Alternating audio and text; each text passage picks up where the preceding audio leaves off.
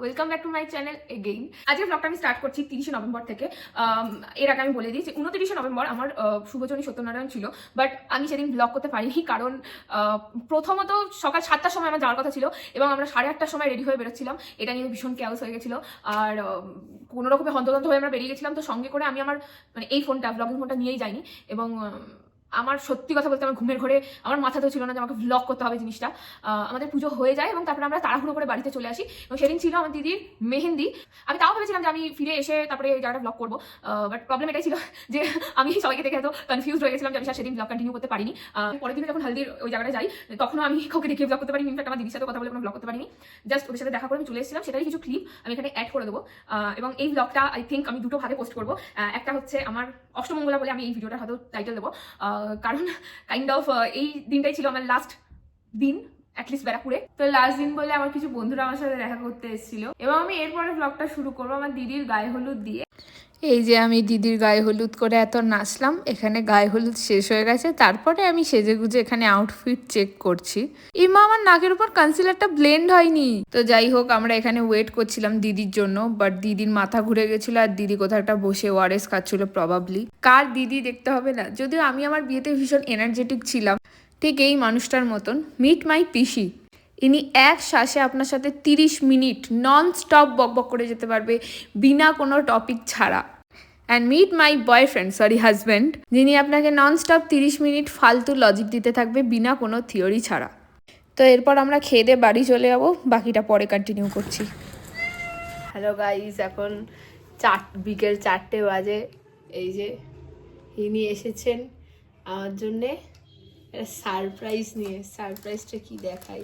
Surprise আমি বানাই, সারপ্রাইজটা কাকিমা বানিয়ে দিয়েছে। এই যে গুড়ের পায়েস। আমি শুধু জোম্যাটোর কাজ করেছি, ডেলিভারি পার্ট। সত্যি এই ঘর ভেঙেছে আমার। ও বলছে স্টোরি থেকে, বলছে তুই স্টোরিতে দিয়েছিস I can't imagine she is someone's wife now, দিয়ে ও বলছে যে গিয়ে কমেন্ট করবো someone, hi from someone, hi I am someone, এই যে সামওয়ান। আমি ভাবছিলাম যে ওর দাদার সাথে যে ছবিটা দিয়েছে ওইটাতে লিখেছে কনজুস জিজু, তারপর ভাবলাম থাক জনসমক্ষে অপমান করে এই জন্য ভদ্র ক্যাপশন দিলাম। ও দিদিরা ওর থেকে টাকাই চাইতে পারেনি, পারেনি, দিয়ে ফুলসজ্জার দিয়ে এসে টাকা চেয়েছে। এখানে আমরা তো বলছিলাম ঢুকতেই দেবো না, হ্যাঁ ফটোগ্রাফার গুলো ঢুকিয়ে দিয়েছে। কিরে ওপরে আসছিস না কেন? আয় আয়, কেউ কিছু বলবে না, আয় রে। আমি কিছু বলবো না, আরে আমি ভালো মানুষ। আয় বাই দ্য ওয়ে, ওটা আমার পোষা বিল্লু, যে আমার কাছে 2 বছর মতন ছিল এবং প্রথম 1 বছর তো আমি ওর নামই খুঁজে পাইনি, তাই আমাকে বিল্লু বলেই ডাকতাম। বিল্লু, বিল্লি। তারপরে আমার একটা বয়ফ্রেন্ড হয় যাকে আমি বিয়ে করে ফেলেছি। তো ও অ্যাকচুয়ালি ওকে একটা নাম দিয়েছিল আর ওর নাম হলো নিগা। তুই চলে যাওয়ার পর ওই দিনকে আমাদের নিগার খোঁজ পড়েছিল যে নিগা হ্যাঁ। কোথায় গেল, নিগাকে তো দেখলাম না। যে সঞ্চিতার মা আমাকে পাঠিয়েছে। আমি আইবুড়ো ভাতে এটা 2 বাটি খেয়েছিলাম। বড় আয়রন হচ্ছে ডিসকোর প্যাকেটে আর্সেনালের বাটিতে রয়েছে পায়েস। টেস্টটাও সিমিলারই আছে, আমাকে টেস্ট করে দিয়েছিল ফুড ব্লগার। খাওয়ার মুখে যাওয়ার আগে এক্সপ্রেশন চলে আসে। ভাই ও তুই একটু আমি খেয়েছি, তুই খাওয়াটা তোর জন্যই পাঠিয়েছে, বলেছে ভাগ বসাবি না গিয়ে। ও আইবুড়ো ভাতের দিন বলছে আমি না ডায়েট করছি, আমি কিছু মিষ্টি মিষ্টি খাবো না, ঠিক আছে, শুধু আমাকে আরেক বাটি পায়েস দিও। বিয়ের পর থেকে একদিনও মানে একটা বেলার জন্য আমি বাড়ির খাবার খাইনি এখনো অবধি। তাই কত তারিখ? 30 তারিখ। গাইস আরেকজন চলে এসেছে, ইউটিউবে ব্লগ করছি দেখছিস? এই মান্নার বোন আমায় ফলো করেছে, মন্দিরা মান্না। গাইস এই যে ওর মুখটা দেখিয়ে দে, আমার 1 মিলিয়ন হয়ে গেছে। এই যে ভিডিওগ্রাফার এমন একটা ভিডিও করেছে 1 মিলিয়ন ছাড়িয়ে গেছে। এই যে ইনসাইড যা উড়ে গেল। ইনসাইড, হ্যাঁ ইনসাইড গাইস 1.1। হ্যাঁ ছেলে রেশিও বেশি, ছেলে রেশিও বেশি। আরো একদম লাস্টে যা, আরো লাস্টে না কোথায় নেই আমাদের তো দেখায়। গরিবের ফোন না, ও গরিবের ফোন না, কি করবো বল, অ্যান্ড্রয়েড ফোন। এই অ্যান্ড্রয়েডেই দেখায় আমার। এমন বলছিস জানো তোর নেই আইওএস? হ্যাঁ তোরা কত রিচ ভাব, তোরা আইফোন তো আইওএস বলিস, আমি আইফোন বলি। এক্ষুনি আপনারা যে ভিডিওটা দেখলেন, যাদের কাছে ব্রেন আছে তারা বুঝতে পারবে যে এই ভিডিওটা একটা ফান পারপাসে বানানো হয়েছিল। আমার বন্ধুরা ইয়ারকি মেরে বানিয়েছিল এবং যাদের কাছে এইটুকুনি বোঝার জন্য ব্রেন নেই, ব্রেন যখন নেই তাদেরকে আর কি বোঝাবো। আরে শ্রমিক মেয়ে না, এর জন্য বেশি ছেলেরা দেখেছে।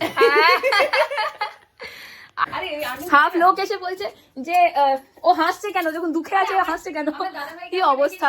এই যে গাইস আরেকজন এসে গেছে। আজ আমি ইউটিউবে ব্লগ করছি, কবে পোস্ট করবো জানি না। আমার এখনো অব্দি 3টে ব্লগ হয়ে গেছে, ঠিক আছে। একটা হচ্ছে দিলসেরে দেখতে গেছিলাম, ঠিক আছে। তারপরে এইটা কিন্তু বন্ধ করো। ও আচ্ছা, দিলসে একদম। এই যে গাইস আমি এইভাবে বসে আছি, এই যে অনুষ্কা শর্মার একটা পোস্ট ছিল না এরকম। তো কি একটা বলতে চাইছিলাম, ফার্স্ট ব্লগ হচ্ছে দিলসে, হ্যাঁ কিছু তো একটা ঢোকানো আছে, ওটা বার করে দিতে হবে। দিলসে মুভি দেখতে গেছিলাম, সেটার একটা ব্লগ করেছিলাম, বিয়ের ব্লগ করেছিলাম, ও আইবুড়ো ভাত ব্লগ করেছি, বিয়ের ব্লগ করেছি, বউ ভাতেরটা আর করিনি। বউ ভাতেরটা তুই একবার আমার চ্যানেলে হাই হাই গাইস বলে গেছিস, একবার মান্নার ভিডিওতে মান্না ব্লগসে হাই হাই মান্না ব্লগস করেছিস। এরপরে আমরা একটা স্টোরি টাইমে যাব, আমার অষ্টমঙ্গলা থেকে ফেরার সময়কার স্টোরি টাইম। তো আমরা যখন ফিরছি, আমার বাড়ি থেকে মোটামুটি 2 মিনিট দূরে অবধি আমরা গেছি, এই সামনের মোড় অবধি গেছি। ওখানে গিয়ে একটা ঘটনা ঘটেছে। ও গাড়িটা নিয়ে যাচ্ছে, ঠিক আছে, ওখানে একটা ছেলের ওই বুলেটটার মধ্যে হালকা ধাক্কা লেগেছে, ঠিক আছে। ছেলেটা এসে গাড়ি ইয়েটা অফ করে, ওরকম একটা গলি যেখানে লোকে যেতেই পারে না, একটা গাড়ি থাকলে ওখান থেকে আর লোকে সরতেই পারবে না, ওখানে এসে ও বলছে, গাড়ির চাবি অফ করে দিয়ে মাঝ রাস্তায়, না আমরা যেতে পারছি না ও যেতে পারছে, ওখানে এসে বলছে तुमने ऐसा क्यों किया, तुमने ऐसा वैसा है, तुमने धक्का क्यों दिया। আরে ধাক্কা ধাক্কা বাংলা না না না না अब বুঝতে পারছি না, হিন্দিতে বলতে হবে। ধাক্কাই বলেছে না তার আগে লাইনটা কি ছিল? है तुमको दिखना नहीं आता है, तुमने ऐसा ऐसा तुमने ऐसा रास्ता में ढूक गया ऐसे ठोक दिया और उस इसका বলছি তো নেক্সট চিফ মিনিস্টার। এইটা আমি ব্লগে দিতে পারবো। হ্যাঁ হ্যাঁ, দিয়ে এইসব যত বেশি বলছে, কন্ট্রোভার্সি তত বেশি রিচ। হ্যাঁ দিয়ে আর তোকে দোকানে না, কেন? তুই না কলকাতায় আছে। ও হ্যাঁ, আমি তো এখন কর্ণাটক বাসিন্দা হয়ে যাব। বল বল বল, ইডলি দোসা বল, ইডলি দোসা সাম্বার চাটনি। আমি অনেকক্ষণ পরে যাই, তুই কার এলাকায় কথা বলছিস তুই জানিস? কেউ আশেপাশে নেই, কার এলাকায় কথা বলছিস তুই জানিস? সঙ্গে সঙ্গে কাজটা তুলছে আর আমি কাজটা নামাচ্ছি, ওই দিকটাও তুলে দিয়ে যাবে, এদিকটা নামিয়েছি, তুই এদিকে দেখছি ও আমার উপর কিছুক্ষণ চিল্লালো যে হ্যাঁ কি বেরাবো আমি, ও চাইল্ড লক বন্ধ করে দিয়েছে, আমি চাইল্ড লক খুলতে আমি বেরোচ্ছি এক্ষুনি। হ্যাঁ দেখলাম ও গাড়িটা দিয়ে চলে গেল, ওকে সবাই মিলে দাঁড়াও যাও না, সবাই মিলে বলছে যাও না এখান থেকে। হ্যাঁ বলে পিছনেও গাড়ি দাঁড়িয়ে গেছে, সামনে গাড়ি দাঁড়িয়ে গেছে, তো বলছে যাও না, বলে ও বিয়েটা নিয়ে চলে গেল। কি সুন্দর গল্প গাইস, এই যে ব্যাকা করে ধরেছি নিগা, ও নিয়েছে নামটা। আর এই প্রথম নাম দিয়েছি, পিসি তো জানে না, একদিন কেউ রাস্তায় ডাকছে? রাস্তা নিগা,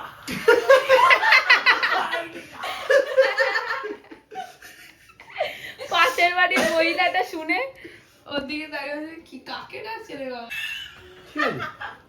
দিয়ে আমি আধা ঘন্টা ধরে দেখলাম ওম বিষ্ণু, পুরো পর্দাটা দেখে চকচক করে ফিনাইল পড়ছে। ওয়েল, আমরা একটা স্টোরি টাইমের মধ্যে ছাপিয়ে পড়েছি। এই গল্পটা হচ্ছে এরকম যে আমরা যখন ডেট করতাম, এটা তখনকার গল্প। একদিন রাত্রি 3টে অবধি আমরা ফোনে গল্প করছি এবং আমার ঘর অন্ধকার, জাস্ট একটা ছোট্ট নাইট ল্যাম্প মতন জ্বলছে। আমি ওপরে হঠাৎ করে তাকিয়ে দেখছি যে কিছু একটা কালো রঙের ছায়া ঘোরাফেরা করছে এবং কিছুক্ষণ পরে আমি লাইটটা জ্বালিয়ে রিয়েলাইজ করছি, আরে ওটা সেই কালো মাকড়সাগুলো হয় না যেগুলো বড় হয়, সেই টরেন্টুলার মতন। মানে আমি ওটা দেখে আমার হার্ট অ্যাটাক এসে গেছে এবং আমি মানে তখন যদি অন্য কোনো টাইম হতো, আমি বাড়ির কোনো লোককে বলতে পারতাম যে দেখো এরকম মাকড়সা ঢুকে গেছে, ওকে তাড়ানোর চেষ্টা করবো কিছু। আমি তোকে রাখতে পারছি না, আর তখন অফকোর্স রাত 3টে বাজে, আমার পিসি ঘুমাচ্ছে, যেটু ঘুমাচ্ছে, আমি চিল্লাতেও পারবো না কোনো কারণে।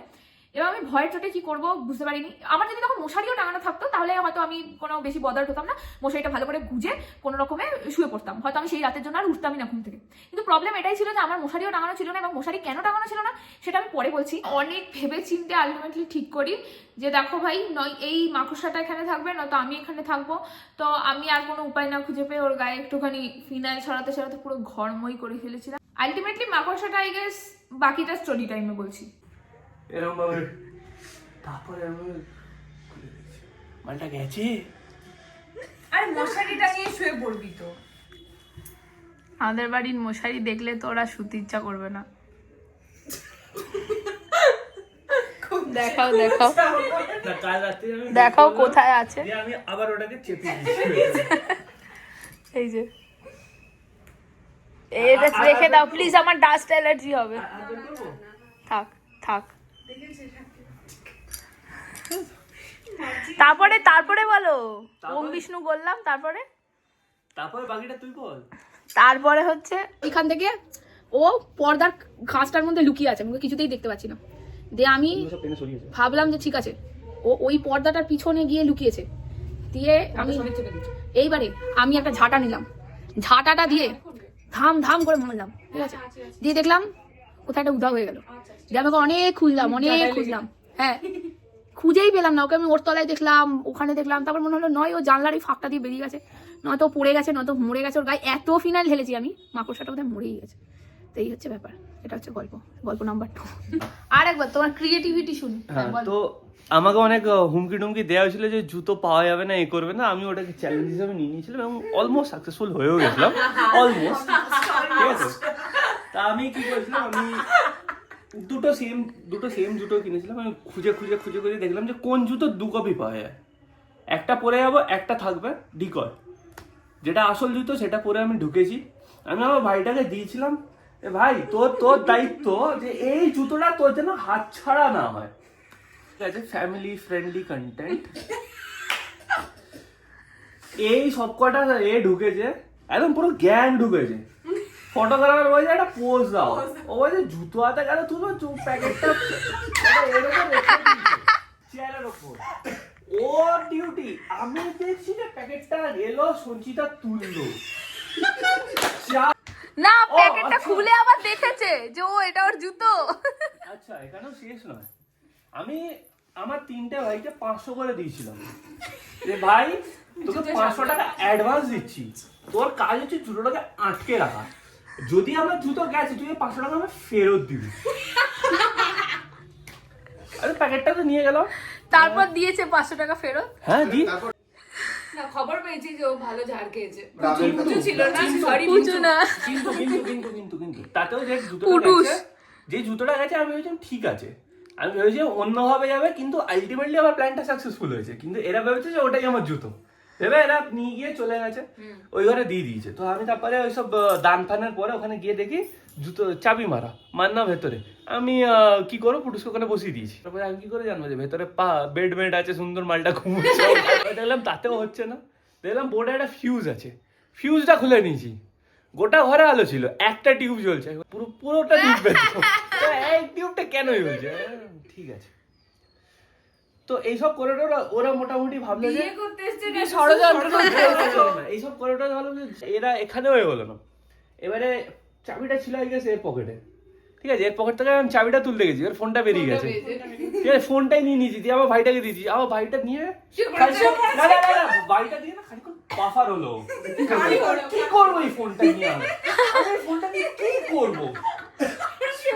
বাইটাবে ফোনটা আমার। না, তোরটা পরে গেছে। আচ্ছা, ওই মামার বাড়ি না, মারামারি। মালটা যে দৌড়ে বেরিয়ে যাবে তা না, ও একা। আমরা এত লোক, ও শুয়েই পড়েছে ফোন নিয়ে। আমরা তো ততক্ষণ ধুতি পরিয়ে দিয়েছি, আমি একটু কিছু করতে পারছি না, আমার তো মুভমেন্ট রেস্ট্রিক্টেড, আমি এরকম। ঠিক আছে, তো ফোনটা গেল। ফোনটা যাওয়ার পরে দেখি আমার ভাই ঢুকেছে, ঠিক আছে। অ্যাকচুয়ালি ভাই ঢুকেছে, এটা আগে ঢুকেছে, পুরুষ আবার ঢুকেছে, কি মারপিট করেছে, দেখলাম পাঞ্জাবি ছিঁড়ে বেরিয়ে গেছে। এইখানে এই বলটা পাঞ্জাবিটা ছেড়া, কি করেছিস ভাই, তুই বলৎকার করতে গেছিস, তোর বলৎকার হয়ে গেছে, তোকে তো কানে ওঠবোস করালো, তোর থেকে 500 টাকা বেরিয়ে গেল, তোর পাঞ্জাবিটা ছিঁড়ে গেল, করছিসটা কি তুই? আরে ও বলে সেদিন শক হয়ে গেছে, তুমি যেটা ওই ফিউজটা খুলে দিয়েছিলে ওখানে আঙুল, আরে ও ঢোকাতে গেছিল, আর কোথা থেকে উপরে তারপর বলছে একটু ফিউজটা লাগিয়ে দে, লাগিয়ে দিচ্ছি। দেখলাম যে আলটিমেটলি ঠিক আছে, ওই দুটো জুতো গেছে। আমার জুতোটা তো আসল জুতোটা তো ওটা বাবু দাদাকে দিয়েছিলাম, ও একদম প্যাকেটে ভরে টিকিটে ভরে দিয়ে চলে এসে, আমি জানি আর তোরা আর ওখানটা খুলবি না। আমি রাত্রিবেলা ওই দিনই বলেছি যে এই দুটো আছে, এর আরো জুতো আছে, ডিকিতে আছে। আমি বলেছি গাড়িতে জুতো আছে, আমাদের গাড়ি আরেকবার খোঁজা উচিত, বাট কেউ যায়নি। ওরা ওই দুটো নিয়ে খুব স্যাটিসফাইড হয়ে গেছে, সব পেয়ে গেছে। গাড়িতে ছিল না, সিটের তলায় ছিল, যেখানেই ড্রাইভার সিটের তলায় একটু শক্ত ছিল, ওটা খুঁজে পাওয়া। আরে আমার খোঁজার কি দরকার, আমি যখন সকালবেলা ইজিলি নিয়ে নেবো। তো জুতোটা তখনও অব্দি ছিল, একে রাত্রিবেলা আমার ভিডিও দেখালাম, আমি বললাম দেখাই তোকে, কিন্তু আমাকে একটা হিন্ট দিয়ে দিতাম যে this is not the one, এটা অরিজিনালটা নয়। যে অরিজিনালটা তখনও সার্ভাইভ করে গেছে, যেটা পুরো আমি ঢুকেছি। তখন প্যাকিং ম্যাকিং করছে, লাস্টে যে কি হলো, কে কি করলো আমি জানি না। এরা যে ড্রাইভার আমি দেখে খাওয়ালো, আমি দেখে নিয়েছিলাম নীল প্যাকেটটা তুই দেখে তোমার যে সবুজ পাঞ্জাবি পরে যে ভাইটা ছিল পুচু, হ্যাঁ, যে ভাইকে বললাম যে এই পিসি ডাকছে তোমায়, তুমি কি করছো এখানে? বলছে না না আমি যাবো না। যে পিসিকে বললাম দেখো বাইরে পিসি না জেঠু গেছিল। হ্যাঁ জেঠু গেল, হ্যাঁ পিসি ইয়ে করছিল, জেঠু বললো যে আসো একটু বসে যাও। ঠিক আছে এলো, ড্রাইভারকে বললাম যে একটা জুতো আছে, এই একটা প্যাকেট আছে ভিতরে চাইছে। এত কিছুর পর তারপরেও আমি বলিনি যে কনজুস জিজু, আমি ভালো জিজু বলে স্টোরি দিয়েছি। ৬,০০০ টাকা যে পেয়েছি সেটা ৬,০০০ মাত্র। ৬,০০০ কি হয় বলতো? কিছু হয় না। কিছু হয় না। আমার ৬,০০০ আমি তোকে দেখাচ্ছি।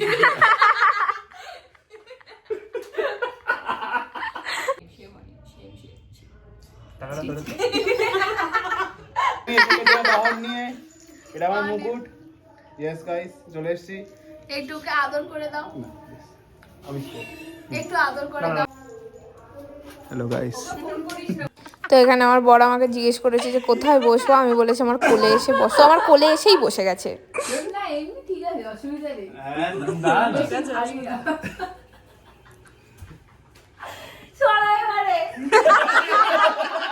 আচ্ছা, আবার একটা স্টোরি টাইম। এটা হচ্ছে অভিককে একটা ছেলে 2024 সালে রাস্তায় হঠাৎ করে ধরেছিল। ধরে তুমি বাংলায় কমফোর্টেবল? আমি তো এতক্ষণ বাংলায় কথা বলছি। হ্যাঁ বলুন। তুমি কি কোনো ডেটিং অ্যাপে ছিলে কখনো? বললাম যে না। তুমি কি গ্রাইন্ডারে আছো?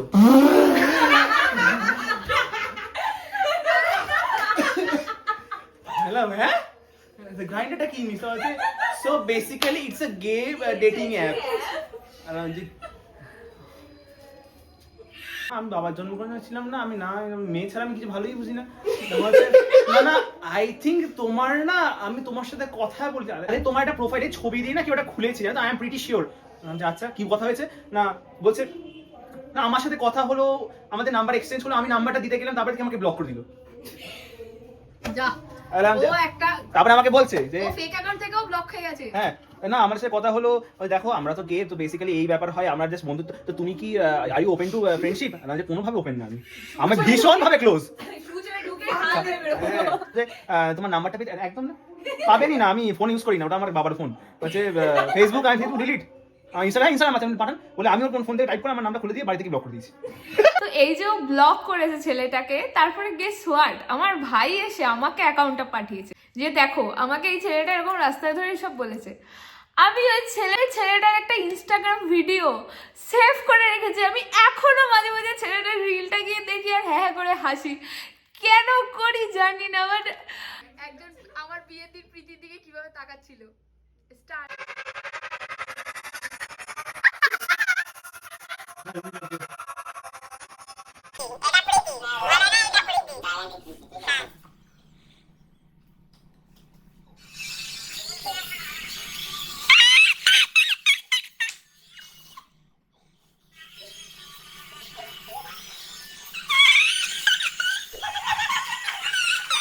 এর আওয়াজ এখন বেরোচ্ছে।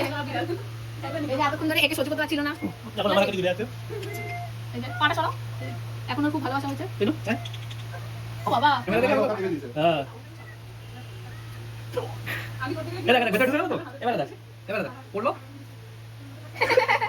ফাইনালি গাইস আমরা বাইরে গেছিলাম বন্ধুদেরকে ছাড়তে, এই যে এসে বসে পড়েছে। এই যে সঞ্চিতার দেওয়া পায়েসটায় ও মুখ লাগানোর চেষ্টা করছে। এই যে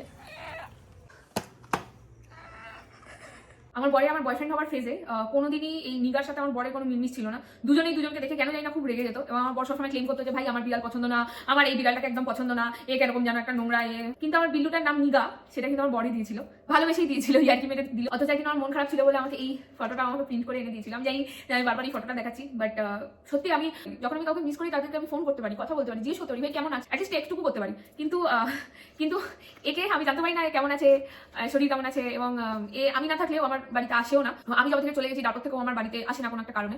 তো আমার যখনই ওর কথা মনে পড়ে আমি ফটোটার দিকে তাকিয়ে ওর সাথে কথা বলি। যাই হোক, আমি হয়তো বেশি কথা বলে ফেলছি এটা নিয়ে। মাঝে মাঝে ডিমোটিভেটেড লাগে যে ভিডিওতে ভিউজ আসছে না, ঠিকঠাক সাবস্ক্রাইবার্স পাচ্ছে না, বাট এই যে ভিডিওগুলো দেখে যে আমার ভালো লাগে, আমার এই জিনিসগুলোই হয়তো আমাকে কন্টিনিউ করতে দিচ্ছে। এবং আমি জানি আমার এডিট করতে ভীষণ লেট হয়, আমি সেই নভেম্বর মাসের গল্প ফেব্রুয়ারি মাসে পোস্ট করে যাচ্ছি, হয়তো মার্চ এপ্রিল চলে আসবে, নববর্ষের সময় হয়তো আমি নিউ ইয়ারের ভিডিও পোস্ট করবো।